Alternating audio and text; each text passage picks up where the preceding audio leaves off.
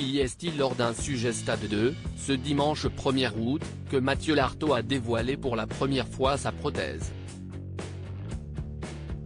Et donné des nouvelles très rassurantes. Un warrior, un vrai, est ainsi que l'OR lui a introduit le sujet consacré à Mathieu Lartaud dans Stade 2, ce dimanche 30 juillet. Il faut dire que le courage de l'homme, visage incontournable du service des sports de France Télévisions depuis déjà de nombreuses années, impose le respect.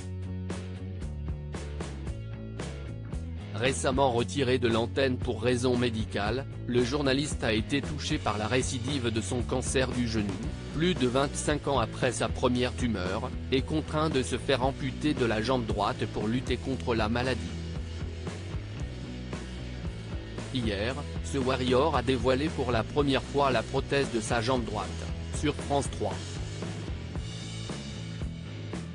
Un mois après l'amputation, on peut le découvrir en pleine séance de rééducation.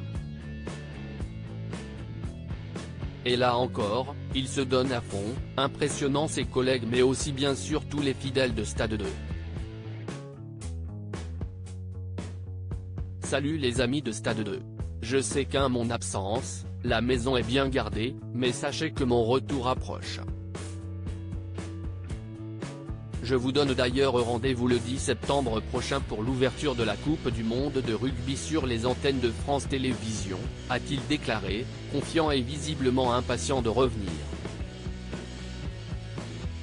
Très attendu par ses équipes, il écope même d'un nouveau surnom Bionic Matt, qui lui donne un côté très mérité de super-héros. Le retour attendu de Bionic Matt, le journaliste officiera donc aux commentaires des rencontres qui seront programmées sur les antennes du service public. On compte pas moins de 10 matchs qui seront diffusés sur France Télévisions tout au long de la compétition qui se déroulera du 8 septembre au 28 octobre.